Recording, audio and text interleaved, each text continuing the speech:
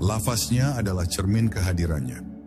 Ada saatnya seorang hamba merasa bahwa seluruh zikir dan ibadahnya seperti tak membekas.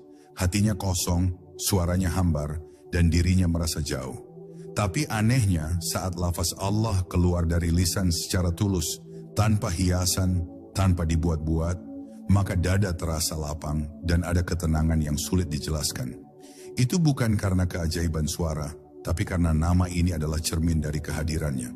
Setiap kali disebut, nama ini membawa gema dari tempat asal ruh dan mengingatkan jiwa bahwa ia sedang menuju pulang. Nama Allah adalah pengingat yang hidup, bukan karena ia hanya diucap, tapi karena ia membuka kembali sesuatu yang telah lama ada dalam diri manusia. Sebuah ikatan purba, janji yang pernah disaksikan di alam ruh, bahwa manusia telah bersaksi atas ketuhanannya sebelum terlahir ke dunia. Maka saat nama ini disebut dengan kesadaran, ia seolah mengetuk pintu ingatan batin. Jiwa akan merasa seperti sedang dipanggil oleh sesuatu yang sangat akrab, tapi tak tergambarkan.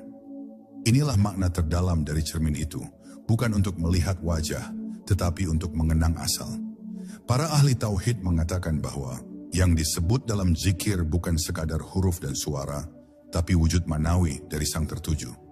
Maka ketika seorang murid spiritual mulai mengucap Allah dengan sepenuh hati, maka ia seperti sedang menghadap, sedang duduk, sedang berbicara, meski tak ada siapa-siapa di hadapannya. Ini bukan khayalan, bukan ilusi, tapi pancaran dari kepekaan ruh yang mulai sadar bahwa setiap penyebutan membawa serta kemuliaan kehadiran yang gaib tapi nyata. Nama itu menjadi ruang, nama itu menjadi tempat berjumpa. Namun tidak semua orang sanggup menatap cermin itu. Ada yang memilih menutup matanya. Ada pula yang melihat pantulan dirinya sendiri, lalu merasa takut. Sebab semakin dalam seseorang menyebut namanya, semakin jelas pula siapa dirinya yang sejati.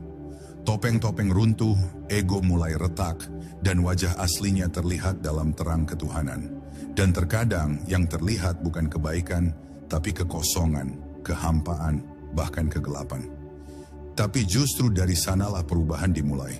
Karena siapapun yang berani menatap cermin nama Allah, pasti akan berubah cepat atau lambat. Nama Allah bukan hanya untuk disebut di waktu tertentu. Ia adalah penyeimbang seluruh waktu. Dalam suka ia menjadi penyadar, dalam duka ia menjadi penopang, dalam diam ia menjadi pelindung.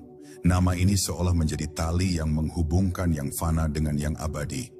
Maka tak mengherankan jika para pencari sejati akan menyebut nama ini di tengah keramaian tanpa suara, di tengah sunyi tanpa bunyi, dan tetap merasa dekat meski tak satu kata pun terucap. Karena kehadirannya bukan dibatasi oleh suara, tapi dibuka oleh rasa. Sebagian orang bertanya, apakah menyebut Allah bisa mendatangkan ketenangan yang sejati? Jawabannya, tidak bagi mereka yang hanya ingin tenang, tapi iya bagi mereka yang ingin kenal. Ketenangan yang datang dari penyebutan nama ini bukan ketenangan pasif, tapi ketenangan yang membawa pencerahan. Ketenangan yang membuat seseorang lebih jernih dalam berpikir, lebih lembut dalam bertindak, dan lebih lapang dalam menerima. Inilah ketenangan dari cermin yang tak membohongi, ketenangan dari nama yang menyatukan, bukan sekadar menenangkan. Dan bila suatu hari engkau merasa dunia begitu riuh, beban terasa berat, dan segala usaha tampak sia-sia, cobalah berhenti sejenak, pejamkan mata, tarik napas perlahan, dan ucapkan, Allah. Tapi bukan dengan lisan yang kosong, melainkan dengan hati yang siap untuk disingkapkan. Karena sekali nama ini keluar dari kedalaman jiwamu, maka engkau telah mengetuk pintu langit. Dan siapapun yang mengetuk dengan namanya pasti akan dibukakan.